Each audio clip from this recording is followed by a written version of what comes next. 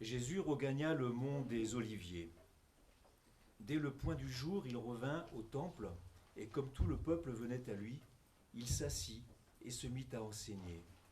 Les scribes et les pharisiens amenèrent alors une femme qu'on avait surprise en adultère, et ils la placèrent au milieu du groupe.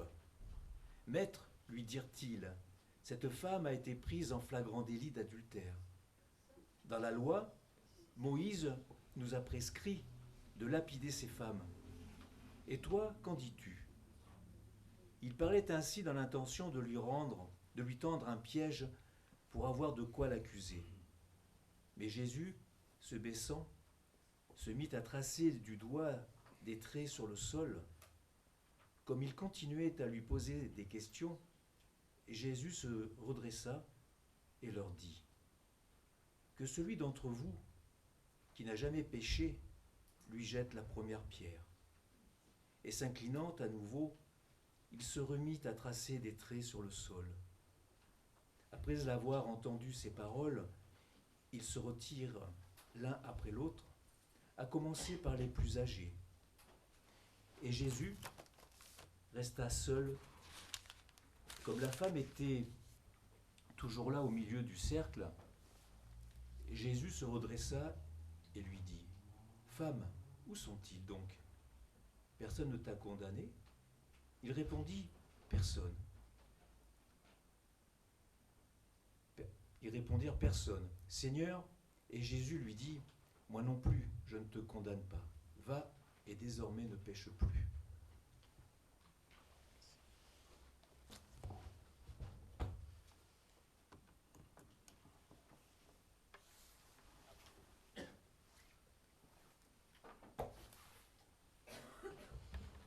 Voilà, donc c'est le texte que je vous proposais ce soir pour notre 6e rencontre. Donc je vous le rappelle à titre de mémoire, lors des 5 conférences précédentes, nous avions abordé la question de cette relation de Jésus avec les femmes, au travers des figures respectives d'abord de Marie, vous rappelez-vous, on avait vu Marie, Mère de Dieu, d'une part dans le mystère de l'incarnation, comment elle participe donc à cette manifestation du Christ dans le monde, par sa mise au monde, et d'autre part aussi dans son rôle fondamental dans le déploiement du ministère public du Christ, puisque c'est elle qui, d'une certaine façon, va l'amener à se manifester comme Messie, à partir notamment dans l'évangile de Jean de ce fameux texte des noces de Cana. Mais nous avions vu également la figure ensuite de la Samaritaine, qui signifiait davantage l'ouverture du Christ à l'universalité, ce qu'on appelle la catholicité, en grec, katholikos, donc l'universel, qui n'est pas l'apanage de la seule Église romaine.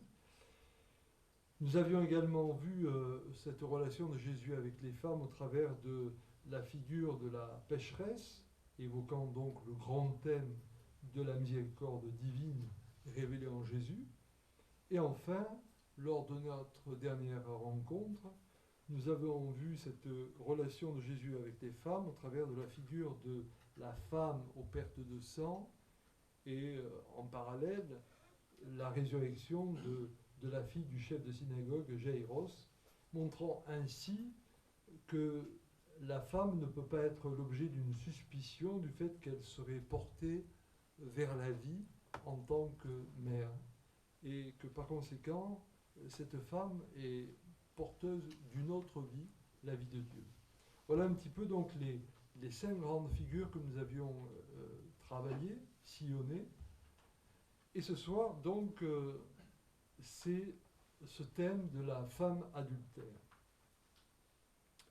C'est un sujet qui, l'adultère, qui est souvent évoqué dans les grands textes religieux, parce qu'on le retrouve souvent cité, notamment dans le judaïsme, dans le christianisme et même dans l'islam. Donc, c'est un texte qui est intéressant et c'est un thème majeur que celui de l'adultère. Mais ne soyons pas dupes, au point de nous focaliser dès le départ sur une question de morale au travers de ce sujet de l'adultère, car en effet, le texte que nous venons d'entendre, qui a été lu par le Père Daniel, ce texte de Saint Jean, donc, n'est pas tant là pour faire le procès de l'adultère ou de la femme adultère, mais par les scribes et les pharisiens, c'est le procès qui est fait à Jésus lui-même. Nous devons ainsi nous rappeler que, si je dis cela, cela vient du fait que, en réalité, l'épisode de la femme adultère lapidée apparaît presque peu probable. Peu probable, pourquoi ? Parce que la coutume de lapider des femmes infidèles était quasiment tombée en désuétude au moment de, on va dire au début de notre ère, en tout cas au moment de la vie de Jésus. Et par ailleurs, n'oublions pas non plus qu'aucun juif n'avait le droit, pas même ceux du Sanhédrin, n'avait le droit de mettre à mort quiconque sans en référer à l'occupant romain. Et d'ailleurs, rappelez-vous, pour Jésus, au moment de son procès, et pour l'amener à être crucifié, il faudra l'accord de Pilate. Enfin, une lapidation dans l'enceinte même du temple paraissait absolument impossible, impensable. Donc là, le véritable adversaire, ce n'est pas la femme adultère, ce n'est pas cette femme qui aurait péché, mais le véritable adultère, c'est ce trublion de Yeshua qui devient insupportable pour les scribes et les pharisiens, puisqu'il se présente comme celui qui réinterprète d'une certaine manière la religion. Il la réinterprète à sa manière, à sa façon, et surtout, il affiche la religion dans un comportement qui met mal à l'aise les scribes et les pharisiens, parce que ça remet en cause leur propre autorité. Rappelez-vous comment Jésus va se signifier dans le rapport au Shabbat. Le Shabbat a été fait pour l'homme et non l'homme pour le Shabbat. Comment également il sera toujours dans une lecture apparemment très laxiste, mais en réalité très ouverte, de tous les textes de la loi. Et finalement, c'est pas tant la femme adultère que ce soit les scribes et les pharisiens cherchent à lapider, mais c'est en réalité Yeshua. Et c'est tellement vrai que, rappelez-vous le final de ce chapitre 8 de Saint Jean, notamment au verset 59, quand il nous est dit, ils ramassèrent, donc ils, ce sont les scribes et les pharisiens, ils ramassèrent des pierres pour les lui jeter, mais Jésus se déroba et sortit du temple. Voilà le véritable enjeu, c'est de mettre à mal Jésus. Car l'enseignement de Jésus, il faut bien le comprendre, intrigue. Il intrigue tous ses contemporains. En fait, la grande question, c'est faut-il, oui ou non, suivre la loi de Moïse ? Et les premiers versets de ce passage que nous venons d'entendre laissent présager en quelques mots en quoi la personne de Jésus crée le trouble. La question étant, d'où vient son enseignement ? Par quelle autorité enseigne-t-il de cette façon ? Par quelle autorité agit-il ainsi ? Et la réponse de Jésus à ses contemporains sera alors une invitation à apprécier ce qu'il voit. Venez et voyez, dira-t-il. Et donc, on pourrait dire, la proposition de Jésus est une invitation à discerner les temps, à discerner les signes des temps, comme aurait pu le dire aussi le pape Jean XXIII, celui qui avait convoqué le grand concile de Vatican II dans l'Église catholique en 1962. Ainsi donc, au grand prêtre Caïphe, Jésus répondra, « Si j'ai mal parlé, montre-moi en quoi ?» Ce sera le chapitre 18 de Saint Jean, le verset 23a. Autrement dit, vous qui remettez constamment en cause mon autorité, mais si j'ai mal parlé, dites-moi en quoi. Et là, on est vraiment au cœur du conflit qu'il y a entre Jésus et les scribes et les pharisiens. C'est que du point de vue juridique, du point de vue de la loi, ils ne peuvent pas arriver à démontrer que le propos de Jésus est incohérent. Dès lors apparaît le véritable sens de l'enseignement de Yeshua, qui va se retrouver résumé dans cette expression que l'on trouve toujours dans l'évangile de Jean au chapitre 3, verset 17. Dieu n'a pas envoyé son Fils dans le monde pour juger le monde, mais pour que le monde soit sauvé par lui. Et là, on a vraiment le résumé de ce pourquoi le Christ en Jésus se manifeste. Dieu n'a pas envoyé son Fils dans le monde pour juger le monde, mais pour que le monde soit sauvé. La religion se présente souvent en juge, le Christ va se présenter en salvateur, en celui qui vient relever l'humanité. Et de ce point de vue-là, le récit de la femme adultère me paraît être une merveilleuse illustration de ce que va être cette réflexion de Jésus face aux scribes et aux pharisiens. Donc, c'est mon propos introductif. J'en arrive à mon premier point, un peu le rappel de la situation. Alors, on l'a plus ou moins entendu dans ce que Dan vient de nous lire, mais faisons un petit peu le rappel de la situation. Ce récit au sujet de la femme adultère est un cas particulier dans les évangiles. Pourquoi ? Parce que dans les manuscrits les plus anciens de Saint Jean, on ne trouve pas ce récit. C'est assez intéressant de le savoir. Ce passage de la femme adultère est un ajout qui a été fait au IIIe siècle. C'est un ajout qui a été fait au IIIe siècle, mais ce récit de la femme adultère, en réalité, appartiendrait à toute une tradition orale, car vous le savez que les évangiles ont été écrits entre 60 et 90-100, mais qu'il y a d'abord eu toute la tradition orale, une tradition orale qui a commencé ensuite à être mise par écrit par Saint Paul dans ses épîtres. On est aux alentours de 55-58 avec Saint Paul, et les plus vieux documents que nous ayons, ce sont les écrits de Saint Paul, notamment les épîtres aux Thessaloniciens, et après il va y avoir le déploiement des évangiles, d'une part les évangiles qu'on va dire canoniques, mais qui vont être cadrés dans un canon par les églises naissantes, et puis tous les écrits apocryphes.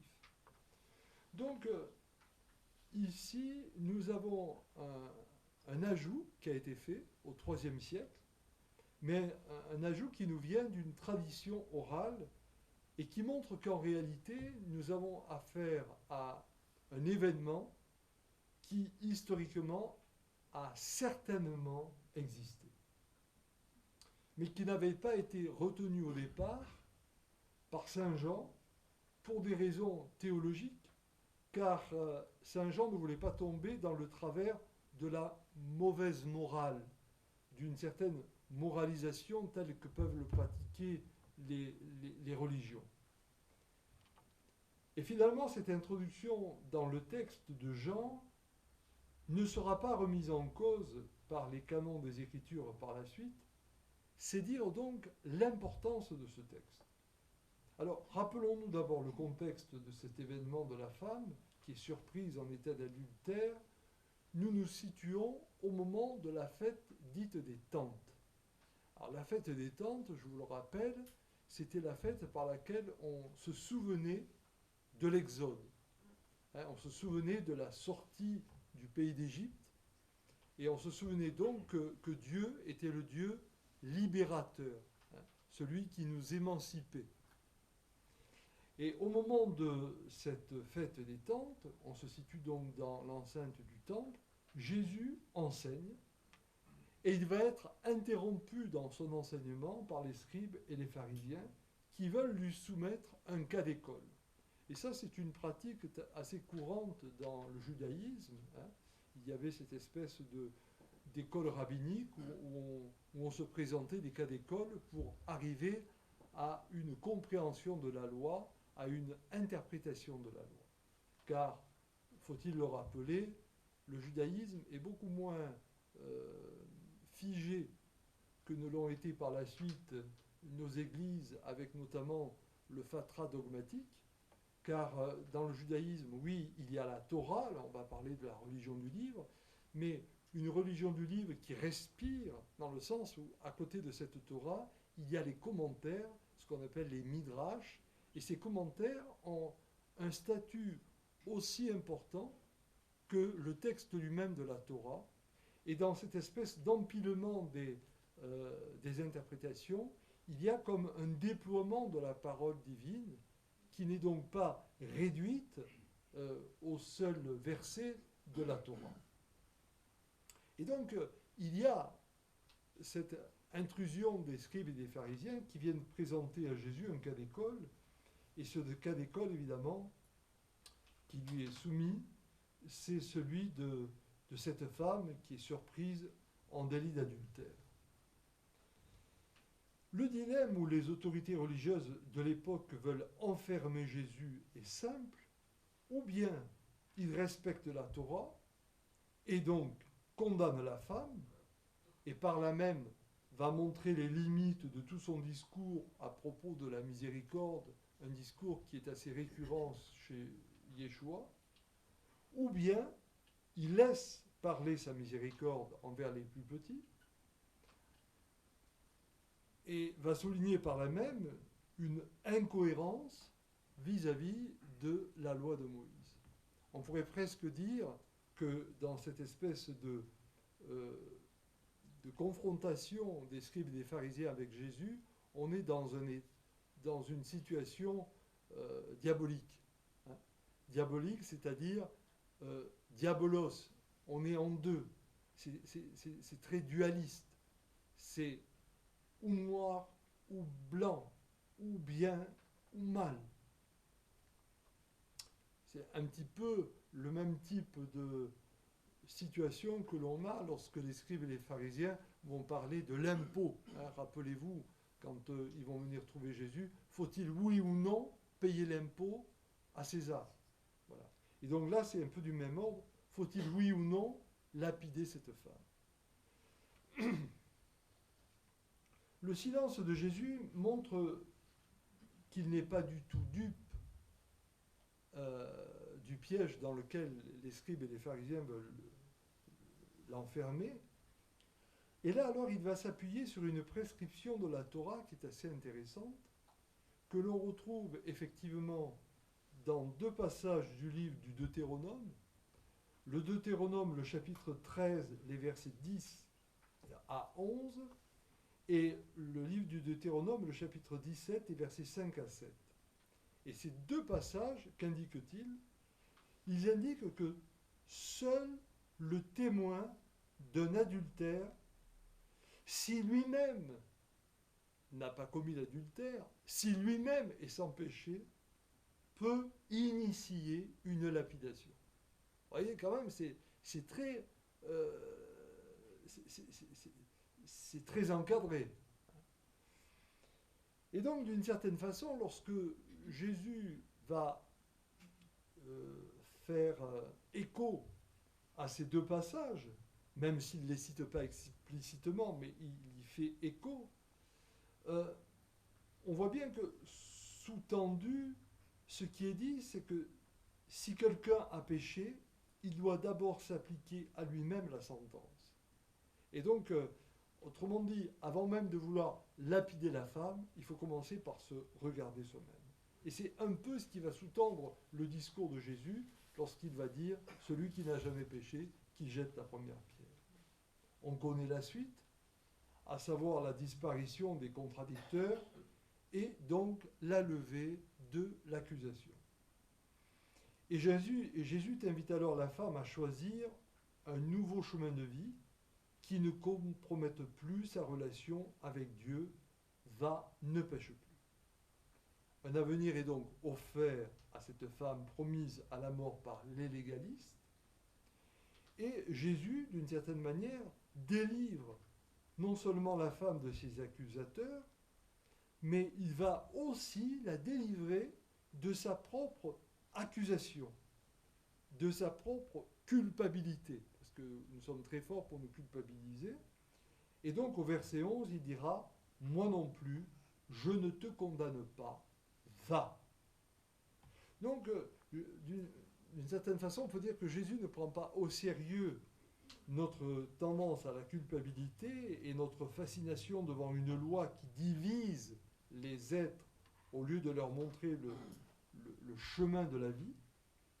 Et donc, ici, on peut dire fondamentalement, le Dieu de Jésus-Christ ne nous condamne pas, mais il veut que nous vivions en plénitude, ce qui revient un peu à cette thèse que porte l'évangile de Jean et qui est au fond le sens profond de la prédication de Jésus.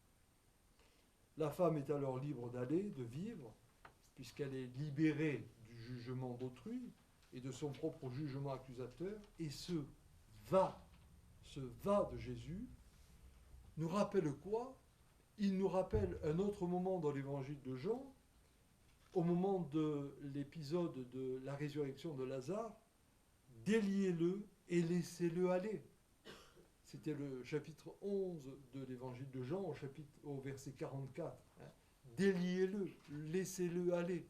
Et là, dans ce passage, va. La femme est donc délivrée, on pourrait presque dire qu'elle est délivrée du tombeau dans lequel on voulait l'enfermer. La vraie vie peut maintenant advenir. Aussi peut-on dire que Jésus a vraiment ressuscité d'une certaine façon la femme adultère en la libérant de ses accusateurs et de son auto-accusation, et ce faisant, elle est libre pour une nouvelle vie. Cette scène dite de la femme adultère me semble bien mal nommée, parce qu'en réalité, mettre en avant l'adultère de la femme, c'est prendre le point de vue de ces accusateurs qui se prétendent être les défenseurs zélés de la loi et des bonnes mœurs. En réalité, dans cette scène, l'accusé principal, je le disais en introduction, ce n'est pas la femme, mais c'est Jésus lui-même, avec son message de miséricorde. En revanche, au sujet de cette femme, le texte ne nous dit rien, nous ne savons rien sur elle. Certes, elle a sans doute commis l'adultère au regard de la loi. Mais qui peut dire qu'elle a péché contre l'amour? Qui peut dire qu'elle n'était pas dans une relation d'amour? On ne le sait pas. Et ce serait lui jeter la pierre à nouveau que de dire elle commettait l'adultère, mais il n'y avait pas d'amour.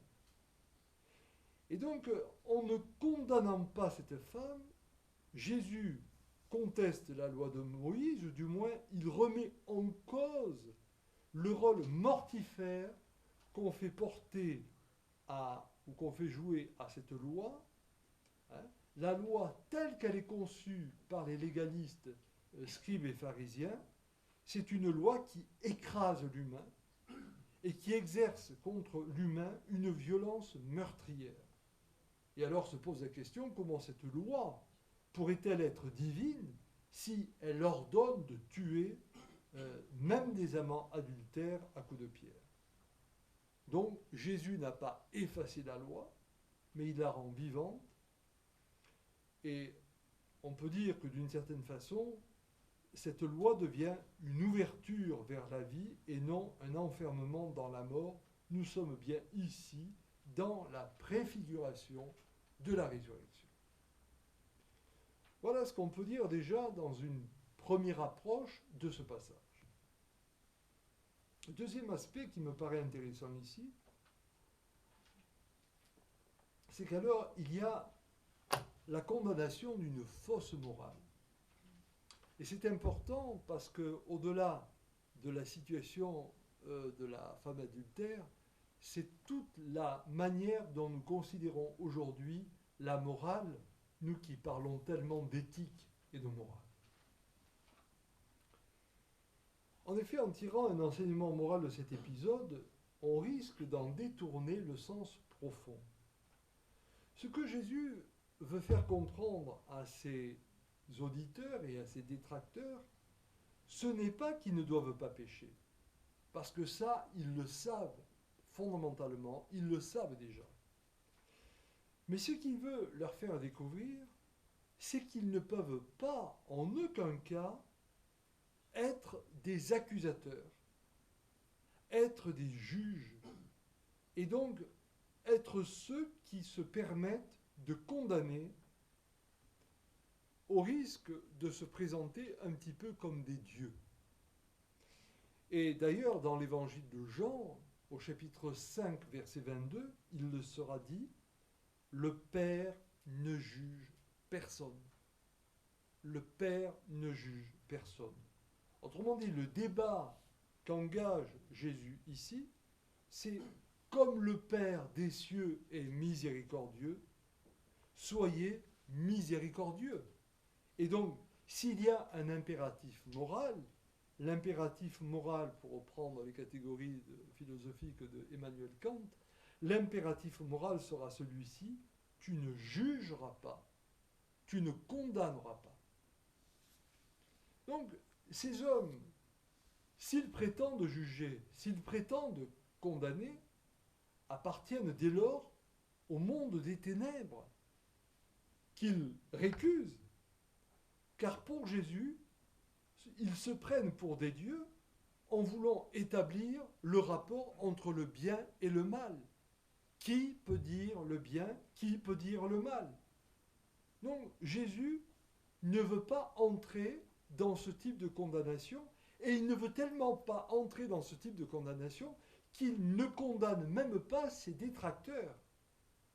Au contraire, par sa parole, il vient libérer non seulement cette femme, mais il va libérer ses détracteurs en leur faisant prendre conscience que eux aussi, sous l'empire de la loi telle qu'ils la considèrent, ils risquent de devenir un jour condamnables, exécutables, s'ils s'appliquent ce qu'ils réclament à l'encontre de cette femme pécheresse. Que celui qui n'a jamais péché jette la première pierre. Donc, je le disais, l'enseignement de Jésus ne porte donc pas sur le péché d'adultère, ce qui serait banal, mais il porte sur ce qui est infiniment plus fondamental à ses yeux, l'exclusion morale, le jugement d'autrui par un usage pervers de la loi. Ainsi, le problème avec la loi et la morale, c'est qu'elles peuvent avoir des effets maléfiques à l'égard du prochain. Et le critère ici, et ça c'est intéressant, le critère proposé par Jésus pour justifier la loi est son exposition à l'autre comme fondement de la responsabilité. Est-ce que la loi permet de construire l'autre, de relever l'autre, ou la loi sera-t-elle là simplement pour écraser, pour tuer l'autre? La loi est légitime si elle tient compte de ses effets sur autrui. Mais lorsqu'on absolutise la loi sans tenir compte d'autrui, cette loi devient perverse, elle devient meurtrière, et elle sert souvent à s'auto-justifier en accusant les autres. C'est bien ce qui se passe ici, dans cette scène. Et d'ailleurs, ce qui est intéressant aussi, c'est que Jésus ne prononce aucune parole de pardon, vous l'aurez remarqué. Aucune parole de pardon. Et la femme accusée d'adultère ne prononce aucune parole de repentance. Jésus lui dit seulement « Je ne te condamne pas ». cette parole est en réalité la chute finale qui vient clore l'épisode qui trouve ainsi son unité. Je ne te condamne pas, va. Et le désormais ne pêche plus, qu'on a complètement à la fin, le désormais ne pêche plus, apparaît pour les spécialistes, apparaît pour les exégètes, comme une sorte d'addition du rédacteur final qui ne respecte pas le sens de l'enseignement de Jésus, et ce rédacteur n'a pas pu s'empêcher de remettre une couche de la force morale. Parce que là, au moment où le rédacteur final, c'est-à-dire celui qui se situe autour du IIIe siècle, met cette dernière touche, on est dans cette période où le christianisme commence à prendre de l'ampleur. Il n'est pas tout à fait religion d'État, il va le devenir avec Constantin au IVe siècle, mais déjà le christianisme est en train de prendre de l'ampleur et il devient une grande structure.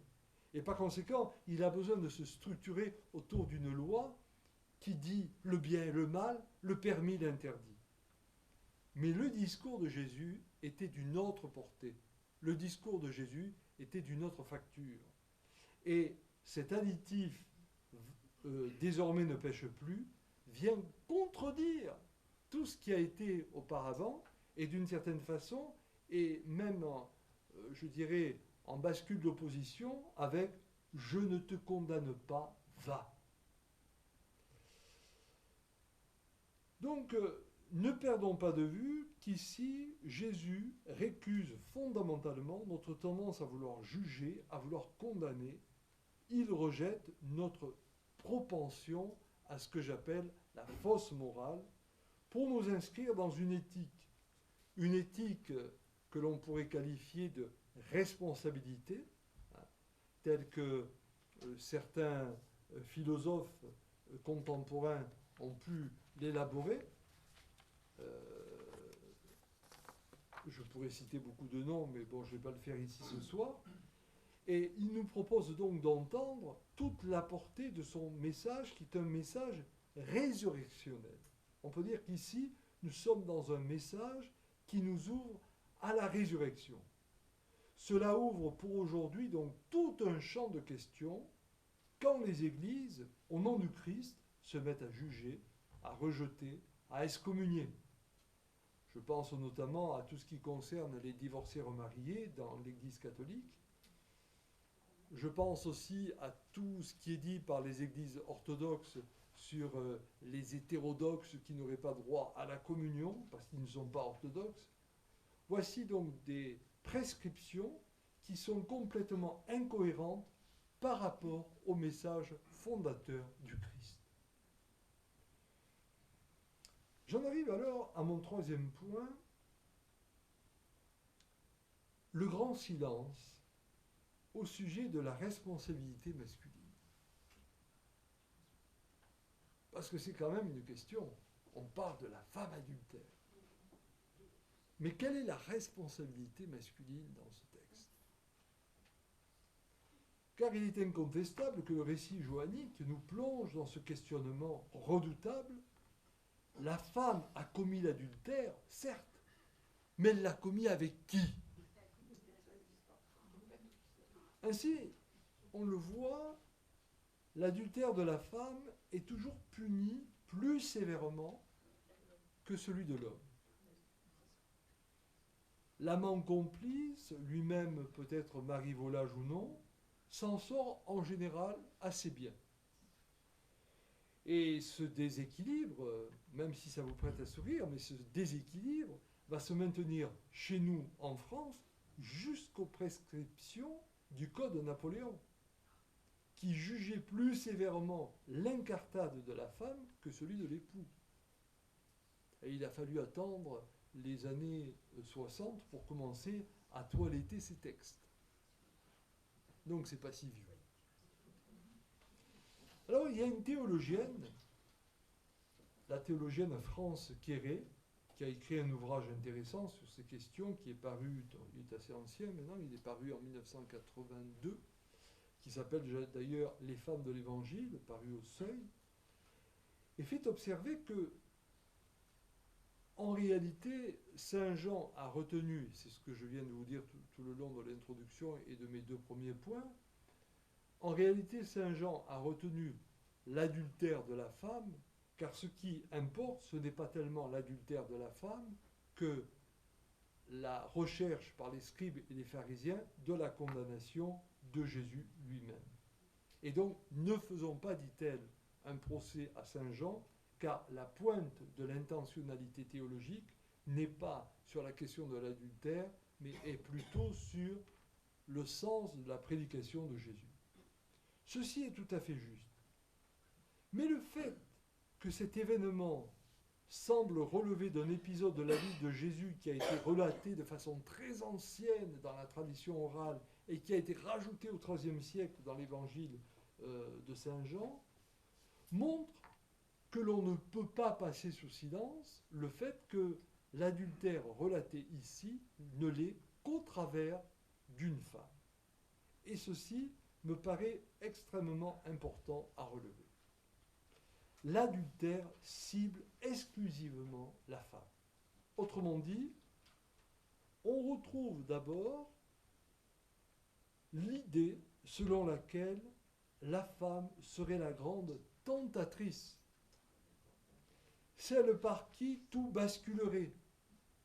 Ce qui avait été souligné, vous vous en souvenez, dans une mauvaise interprétation de la lecture du livre de la Genèse au chapitre 3, ce qu'on appelle le passage de la chute, et qu'après Saint Augustin et les disciples de Saint Augustin, on a appelé le péché originel. Alors, bien sûr, on est un petit peu dans cette facture-là, et on retrouve également les accents d'une société patriarcale qui cherche à toujours dédouaner le rôle de l'homme dans la faute commise. Mais plus fondamentalement, c'est une manière, me semble-t-il, de souligner que la femme porte en elle une capacité à la vie dans sa fonction potentielle de mère, mais qu'elle ne pourrait en aucun cas envisager la sexualité comme un lieu de plaisir, ce qui ne relèverait que du masculin exclusivement. Et du coup, la femme se trouve en situation d'accusation de faute morale. Alors, face à cela, nous voyons dans le texte de Saint Jean la stratégie qui va être mise en œuvre par Jésus pour sortir du piège qui est tendu par les scribes et les pharisiens. Que celui qui n'a jamais péché lui jette la première pierre. C'est d'abord, disons-le d'une certaine façon, une manière de reprendre pour Jésus l'argument du droit, l'argument juridique. Que les témoins se manifestent. Et rappelez-vous, je vous citais le livre du Deutéronome.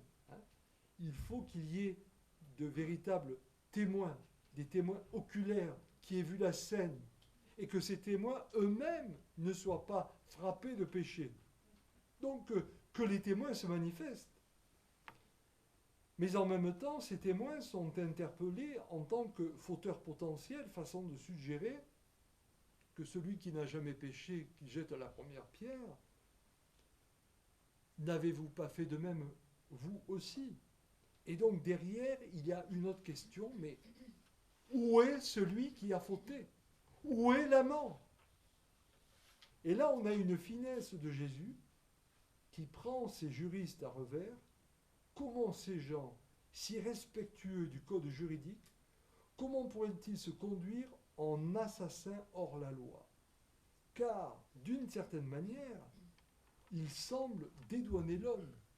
Or, l'homme est fautif autant que la femme, et le livre du Deutéronome cible l'adultère autant chez la femme que chez l'homme.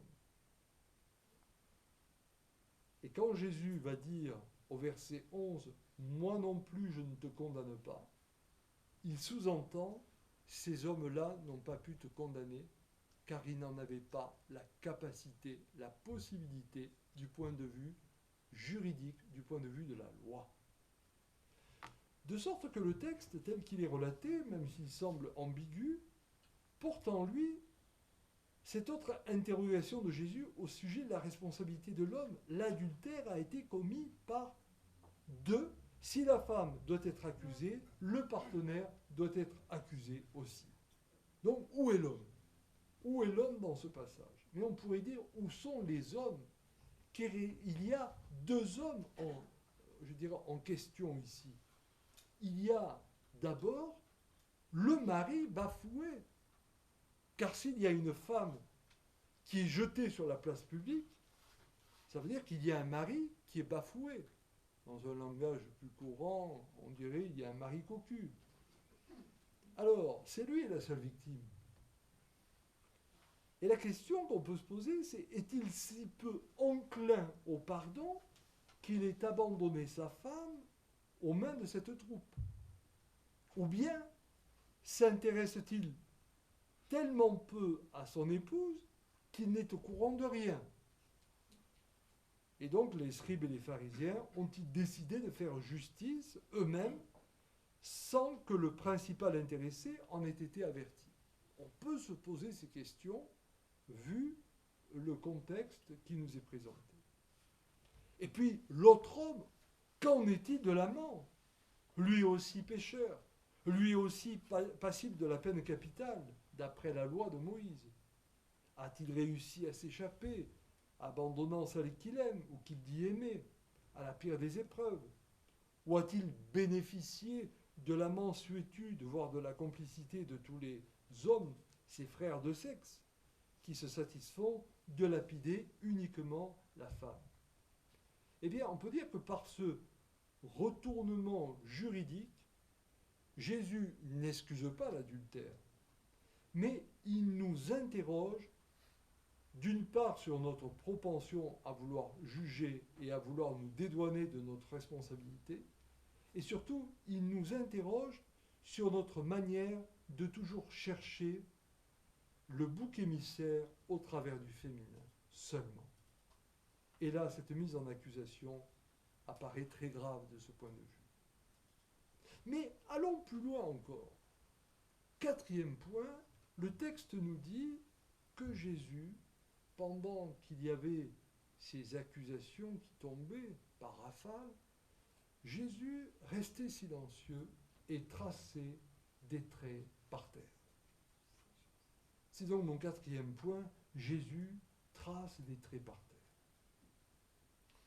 Nous sommes véritablement dans une situation que l'on pourrait qualifier une situation de conflit.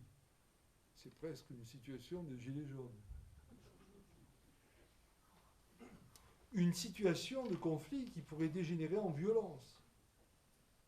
Nous savons que ces accusations que portent les scribes et les pharisiens, ils vont encore les porter à l'encontre de Jésus au point que ça va aboutir au drame de la violence du Golgotha avec Jésus qui mourra crucifié.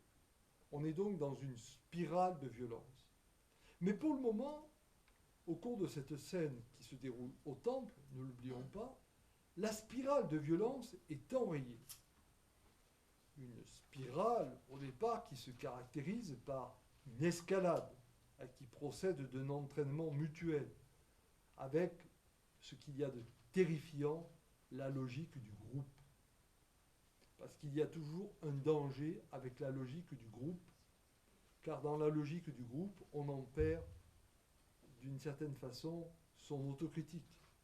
Et on est emporté par une forme de surenchère, ce qu'on appelle la logique du groupe, avec la recherche du bouc émissaire. Et donc la réponse que va apporter Jésus est vraiment une réponse que l'on pourrait qualifier de non-violente. D'abord, c'est une réponse de non-violence, dans l'attitude. C'est-à-dire que Jésus ne les regarde pas, il baisse les yeux et il se tait. Et il trace des traits par terre. C'est le verset 6. mais Jésus, se baissant, se mit à tracer du doigt des traits sur le sol. Alors, ce geste pose des questions et a posé bien des questions aux exégètes. Est-ce pour ne pas regarder la femme? Parce que vous savez que dans le contexte de l'époque, on ne regardait pas la femme en face. Est-ce pour paraître indifférent? Est-ce pour donner le temps de réfléchir? Est-ce pour ne pas affronter les accusateurs? Est-ce pour les mettre face à eux-mêmes et à leurs péchés? Est-ce pour se remettre lui-même en cause? Un certain nombre de ces questions, on les retrouve chez pas mal d'exégètes. En tout cas, sans regarder cette troupe d'excités, Jésus s'absorbe dans une occupation, il trace des traits sur le sol. Et là, vous avez un verbe grec qui est le verbe graphein. Le verbe graphein qui a donné graphie, graphisme, et qui pointe autant l'écriture que le dessin. Alors, dommage qu'un certain nombre de commentateurs de ce passage aient vu dans ce geste de Jésus qui écrit comme ça dans le sol, sur le sol, un certain nombre de commentateurs ont vu dans ce geste une forme de relativisation de la loi de l'Ancien Testament, destinée, selon eux, à être dépassée parce que Jésus aurait écrit ou aurait tracé des traits dans le sable. Dommage parce qu'en réalité, le terme « gué » qu'on va retrouver en grec, le terme « gué » n'a pas le sens de sable. Jésus n'écrit pas dans le sable, Jésus ne trace pas des traits dans le sable, mais le terme « gué » veut dire « terre ». Le terme « gué », cela veut dire la terre, cela veut dire le sol. Ce sol qui nous est commun, que nous soyons agresseurs ou agressés. Et le texte dit que Jésus trace des traits sur le sol ou dans la terre. Autrement dit, il écrit, ou il inscrit, ou il dessine dans la terre, selon les mots que l'on va employer en grec. Et le texte nous précise encore que Jésus écrit ou dessine du doigt. Alors, il n'a pas un bâton, mais il le fait du doigt. Alors ça peut vous paraître un détail, mais en réalité c'est très important dans l'évangile de Jean. Pourquoi? Parce que l'expression écrire du doigt se trouve dans la Bible, se trouve dans la Torah, dans deux récits importants. D'abord, au livre de l'Exode, au chapitre 31, verset 18, et également dans le livre du Deutéronome, au chapitre 9, verset 10. Et là, de quoi s'agit-il? Il s'agit, dans ces deux passages, du doigt de Dieu qui écrit la loi. Le doigt de Dieu qui écrit la loi, cette loi dite de Moïse. Et loi selon laquelle la femme adultère, mais aussi l'homme adultère, devait être lapidé. Et une loi que l'on va retrouver également dans le livre de Daniel, le livre de Daniel au chapitre 5, verset 5, où il nous sera dit qu'un doigt mystérieux écrit sur le mur la condamnation du roi Balthazar, qui est pesé sur les balances de la justice et qui est trouvé trop léger.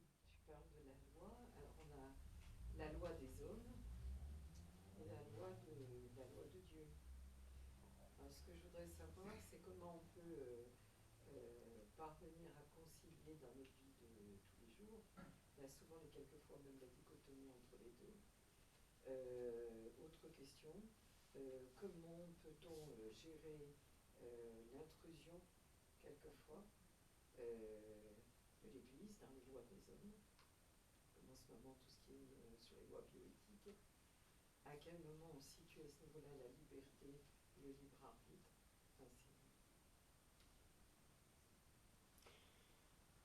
Enfin, Alors, je l'ai un peu dit dans le deuxième paragraphe de mon intervention. Il y a un critère de discernement qui nous est donné ici par Jésus.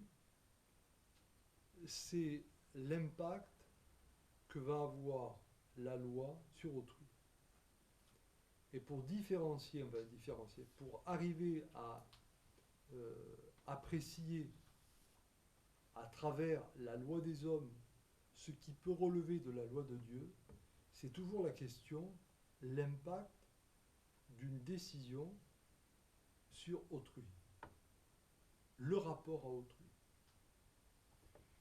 Si le rapport à autrui amène à condamner, la loi humaine n'est plus cohérente par rapport à la loi de Dieu.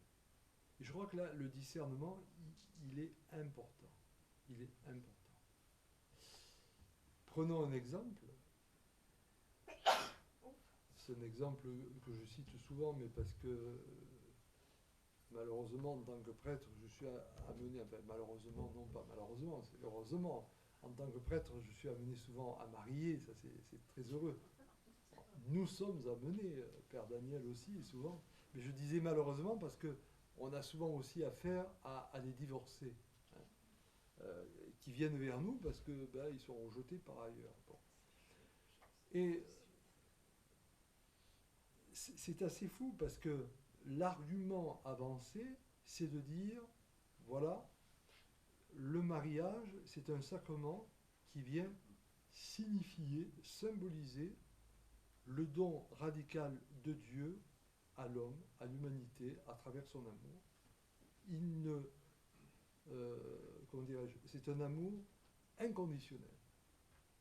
Et par conséquent, lorsqu'on va se marier, on va signifier cet amour inconditionnel, et le fait de divorcer vient abîmer cette image de l'inconditionnalité de l'amour de Dieu.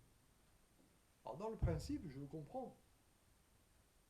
Sauf que si j'absolutise cette conception des choses, je vais faire de ce qui pouvait être au départ très beau, c'est-à-dire une image que l'on essaye de porter, un symbole qu'on essaie de signifier, je vais en faire un carcan, et donc je vais attenter à la vie d'autrui. C'est-à-dire que je vais lui dire, je crois en un Dieu mort et ressuscité, mais toi, parce que tu t'es trompé à un moment donné, ou que parfois tu as été victime et trompé, peu importe, ce n'est pas le cas, enfin, c'est pas le propos, eh bien, désormais, voilà, tu es condamné. Tu es condamné. Donc, soit tu renonces à une autre vie d'amour, et là, oui, tu t'es trompé, mais par miséricorde, on t'accueille. Mais si tu recommences une autre vie, tu es condamné. Alors à la limite, on te permettra de venir en procession, les bras en croix, pour te rappeler que tu dois rester dans la culpabilité de la faute commise, mais surtout pas te donner la communion parce que tu as fauté, et jusqu'à la fin de tes jours, tu es damné. Mais où est la résurrection ? Où est la résurrection ? Et donc, où est la prise de soin de l'autre ? Le rapport à autrui n'est pas respecté. Et là, le critère de discernement que nous donne Jésus, il est imparable.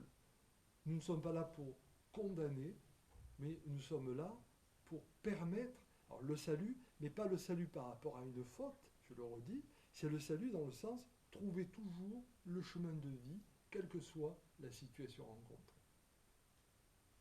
Et ça me paraît vraiment un critère de discernement qui permet de passer de la loi des hommes à la loi de Dieu, et qui nous permet aussi de voir que parfois, au nom de Dieu, nos églises, nos religions, quelles qu'elles soient, eh bien, elles retombent dans la loi des hommes, et qu'elles ne relèvent pas de l'inspiration. Ça, c'est un premier point.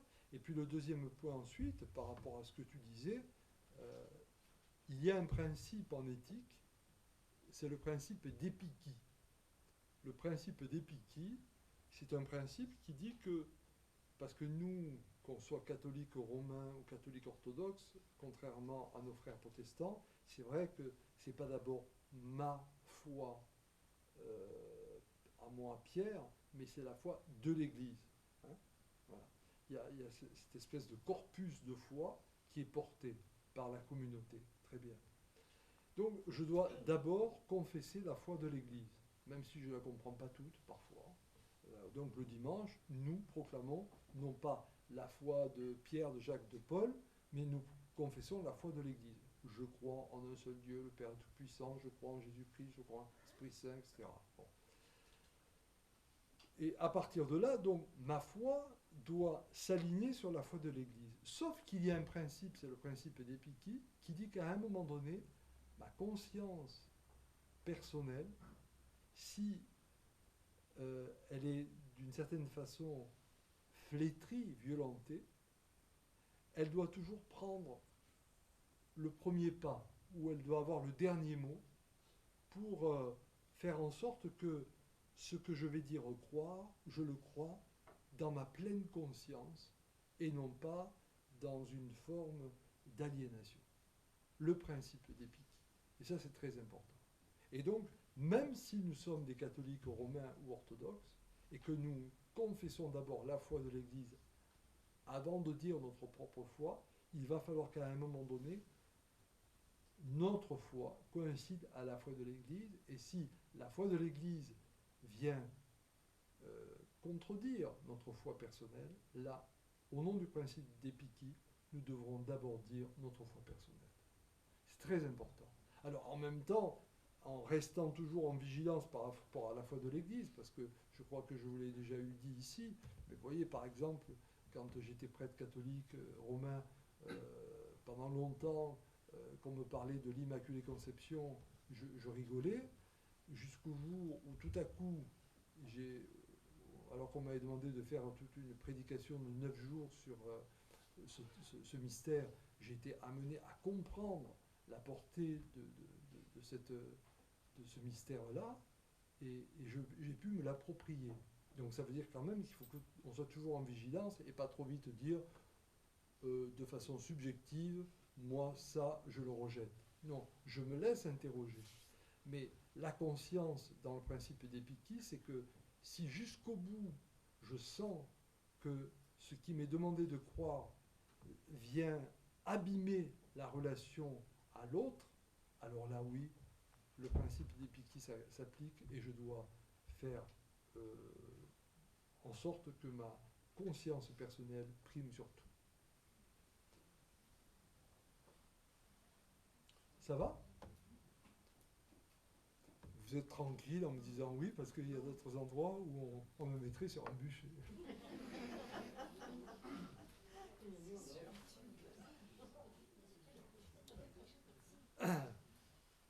Alors, je crois que Jacques avait une deuxième question.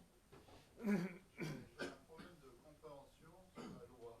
Tu nous as parlé de la loi au sens théologique, au sens moral, mais au sens juridique, ça donne quoi?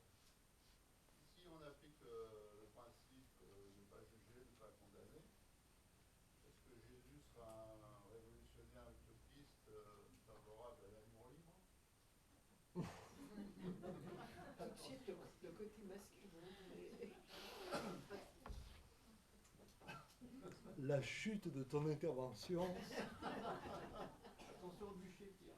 est tout à fait intéressante. Alors, sans aller jusqu'à l'amour libre. Il faut contextualiser, c'est tout. Mais justement, ici, dans le passage qui nous intéresse ce soir, on voit que la loi, elle est prise dans tous les sens. C'est-à-dire que Jésus se sert de la loi au sens juridique pour nous ramener à la loi théologique et permettre aussi une ouverture à la loi anthropologique. Hein? C'est-à-dire qu'il commence par montrer leur incohérence. Parce que du point de vue juridique, je le rappelle, mais c'est une petite subtilité, mais c'est quand même rigolo, parce qu'ils ne sont pas cohérents. Ils veulent faire les gros bras, nous les docteurs de la loi, est-ce que les pharisiens, voilà, cette femme adultère, machin et tout, mais ils ne sont pas cohérents parce que d'après la loi, il faut il y ait eu des témoins oculaires de la chose. Les témoins oculaires, on ne les voit pas, parce que c'est les scribes et les pharisiens qui viennent là, voilà. On est dans l'effet de groupe. Il y a une accusation de groupe, mais on n'a pas des témoins oculaires. Et puis, ces témoins oculaires, après, si on les avait eus, il aurait fallu voir si eux-mêmes étaient blancs pour jeter l'opprobre sur cette femme. On n'a pas tout ça. Donc déjà ici, ce qui est intéressant, c'est que Jésus les prend au mot, et donc il fait fonctionner la loi du point de vue juridique. Après, hop, on passe sur un plan théologique pour rappeler, mais enfin, si vous ne respectez pas l'aspect juridique de la loi, vous en oubliez aussi le sens profond de la loi, qui est une loi qui est là pour nous mettre en vie. Parce que, en réalité, quand l'adultère était condamné, ce n'était pas pour condamner un acte moral répréhensible simplement, mais c'était pour rappeler le sens profond de l'amour. Hein. Et donc, le sens profond d'une fidélité où, pas simplement en termes d'interdit, tu ne dois pas regarder la femme de ton voisin parce que toi-même t'es marié, ou tu ne dois pas en tout cas, machin, mais parce que dans cette expérience d'un chemin de rencontre dans l'empilement des années, tu vas découvrir peu à peu un amour que tu ne soupçonnais pas. Car au départ, il y a eu l'amour séduction, il y a eu l'amour passion, et puis ensuite, il y a cet amour tendresse, cet amour profond, qui fait que peu à peu, on va épouser les trois grandes dimensions de l'amour, c'est-à-dire Eros, Philia, Agapé. On sera au départ totalement dans l'Eros, cette corporéité, pour ensuite devenir ses amis, cette relation, cette réciprocité, pour finalement aboutir à l'agapé, l'amour inconditionnel, je t'aime au-delà de tout. Et ça va demander tout un cheminement. Et donc, il ne faut pas que nous entendions la condamnation de l'adultère et derrière l'exigence de la fidélité comme des poids moraux, mais comme des balises qui veulent nous amener à voir pédagogiquement ce vers quoi nous devons tendre. Pour autant, si nous n'y arrivons pas, la loi n'est pas là seulement pour nous condamner, parce qu'elle rectifie aussi et elle donne d'autres possibilités. Alors donc, il y a cet étagement, d'abord l'aspect juridique, hein, vous n'êtes pas cohérent, vous ne respectez pas ce qui est écrit. Ensuite, l'aspect théologique, oui, voilà le sens profond qui est porté par la loi de Dieu, pour arriver ensuite à la dimension anthropologique. L'être est fait pour la vie, et donc il est fait pour se relever. Quelle que soit la situation qu'il traverse, il est fait pour être un homme debout. Et là, véritablement, on a un déploiement de toutes les dimensions de la loi. Donc je trouve que le passage de ce soir, il ne met pas de côté l'aspect juridique, loin s'en faut, il est au contraire l'argument premier pour nous amener au déploiement de toute la richesse de la loi. Oui, Maggie. Si c'était des femmes qui avaient fait cette loi, vous croyez qu'elles auraient institué quelque chose qui leur permettait de casser le jouet dont elles s'étaient servies? C'est-à-dire Parce que plus les hommes, ils ont permis de lapider et de détruire ces femmes. Ils auraient pu trouver autre chose quand même, de moins terrible que de lapider une fille qui s'était laissée aller comme ça. Mais attention, et c'est là où l'aspect juridique de la loi est intéressant et qui est rappelé par Jésus. La loi de Moïse, notamment dans le livre du Deutéronome, la loi de Moïse ne dit pas lapider la femme s'il y a adultère, c'est lapider l'adultère de l'homme et de la femme. Mais l'homme, on le lapidait pas. Si, c'est ce que je vous dis. La loi condamnait l'adultère autant de l'homme que de la femme. Et la lapidation, elle n'était pas réservée. Alors après, je vous l'ai dit que du temps de Jésus, ça n'existait quasiment plus. Mais la lapidation, alors, surtout ne revenons pas à ça. Mais je veux dire, la lapidation, elle n'était pas réservée exclusivement aux femmes. Ah C'était les femmes et les hommes, ceux C'est qui comme avaient... que les femmes. Non, c'était aussi les hommes, ceux qui avaient commis l'adultère. Ah d'accord. Et c'est très spécifié, c'est spécifié dans le livre du Deutéronome, et Jésus vient montrer ici qu'ils ne sont pas cohérents, Maggie, parce qu'ils ne visent que la femme, mais Jésus, il leur rapporte en disant que celui qui n'a jamais péché jette la première pierre. Un, il dit où sont les témoins de l'adultère. Deux, ces témoins, s'ils se manifestent, sont-ils blancs? Et trois, ensuite, l'adultère a été fait par deux. Voilà. Tout ça est comme sous-tendu, sous-jacent, dans la petite phrase que celui qui n'a jamais péché, qu'il jette la première pierre. Ah, mais merci, j'avais besoin d'un éclairage. Eh ben voilà. Et est-ce que, pour revenir à ce que vous disiez, est-ce que dans la pratique, c'était appliqué aux femmes, aux hommes et aux femmes? Alors après, c'est sûr que étant... Parce qu'il y a la loi et il y a l'esprit de la loi. Oui, non, mais tout à fait. Et c'est là où l'intervention de Yeshua est intéressante, hein, parce qu'il nous ramène toujours à la grande question de la loi. Mais c'est sûr qu'après, on est dans une société patriarcale et que... Et rappelez-vous mon propos introductif en septembre, quand je vous ai présenté ce grand thème des femmes dans le Nouveau Testament, le statut de la femme dans le judaïsme comme dans le monde romain. Le statut de la femme est un statut qui fait qu'elle est un être de seconde zone, c'est clair.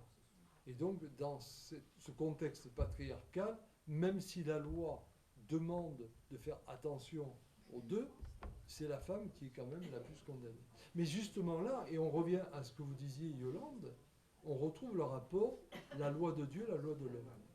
C'est-à-dire que même si la loi de Dieu visait la plénitude de l'humain dans la condamnation, ensuite la loi des hommes fait qu'il n'y a plus que le masculin qui va être dédouané. État d'esprit qui s'est prolongé, parce que jusqu'à la fin du XXe siècle, quand il y a les cours de droit en faculté, on expliquait bien dans les amphithéâtres, il y a les hommes et il y a une deuxième catégorie, les enfants, les handicapés mentaux et les femmes. De toute façon, elle n'avait pas le droit de vote. Elle a eu le droit de vote En cours de droit à la fin du XXe siècle. Enfin, pas partout quand même. Moi, je vous parle de Lyon, c'est quand même pas une petite ville. Mais ce qu'il y a dessus, je vous le disais, le code, les prescriptions du code Napoléon ont survécu jusque dans les années 60-70. Hein. C'est dans le code, c'est ça. Ah oui, ça vient du code civil. Alors, Alain. Attendez, on s'écoute s'il vous plaît. Je voulais juste apporter quand même une petite nuance importante. S'il est vrai que déjà à l'époque du Christ, dans cette vie sociétale hébraïque, la femme jouait un rôle annexe, elle était quand même, c'était elle qui était porteuse de la judaïcité. C'était pas une mince affaire. Alors, je vous dirais oui et non, Alain. C'est-à-dire que la judaïté qui est portée par la femme, et là vous avez raison, c'est relativement récent. C'est-à-dire que ça s'est développé dans ce qu'on a appelé la diaspora, mais au temps de Jésus et surtout avant, c'est-à-dire dans les références qu'on a à la loi avec le Deutéronome, etc., c'était pas inscrit de façon aussi rigide qu'aujourd'hui. Aujourd'hui, effectivement, c'est la femme qui transmet la judaïté. Et ça, c'est clair. Mais on dit ce qu'on dit par rapport à la femme dans la société juive, mais aujourd'hui, dans notre société, on est toujours dans ce rapport difficile de l'homme par rapport à la femme.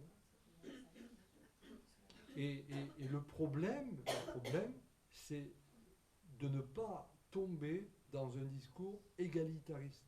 Il faut vraiment qu'on soit dans un discours d'altérité. C'est-à-dire qu'il ne faut pas qu'on cherche à dire la femme doit être l'égale de l'homme, parce que sinon ça veut dire que le canon de référence, le critère de référence, c'est encore l'homme. Il faut tout à fait assumer le fait que nous soyons semblables et autres. Et donc, dans cette autre-té, accepter qu'il y ait une manière pour la femme de diriger, de travailler, qui ne soit pas de l'ordre d'un mimétisme avec l'homme. Et ça, à mon avis, ça, on ne l'a pas encore trouvé dans la société, mais ce que je trouve dramatique, c'est qu'on est en train de tomber dans ce piège aussi au niveau des églises, lorsque j'entends dire il faut que les femmes puissent être prêtres comme les hommes, il faut que... Non, moi je serais pour l'ordination de femmes, mais il faut qu'on invente un sacerdoce féminin. Et pas qu'on ait un sacerdoce masculin donné à des femmes. Ce sera dramatique. Oui ? J'ai juste précisé qu'après la Révolution française, au moment où on a commencé à rédiger les textes, c'est ce qui essayait de se construire. C'est-à-dire justement, il y avait pas une égalité entre les hommes et les femmes, et en ayant chacun un rôle différent. Seulement, c'est toujours dans une société patriarcale, très rapidement, tout a été mis au masculin. Et ce n'était pas qu'un effet de vocabulaire, hein. C'était vraiment pour l'appliquer. C'est la déclaration des droits de l'homme et du citoyen. La femme n'a pas sa place. Ouais, là, la femme... Et c'est volontaire, hein, parce que c'était pas ça au départ. C'est pas un effet de langage. D'autres questions? Remarques? Critiques? Bon. Non? Eh bien non, les amis, voilà. Nous sommes donc le 13 février. Nous nous retrouvons... Pardon? Puisque tu parles des femmes cette année, demain c'est la Saint-Valentin. Demain c'est la Saint-Valentin. Alors messieurs, soyez gentils avec vos femmes. Au moins ce jour-là.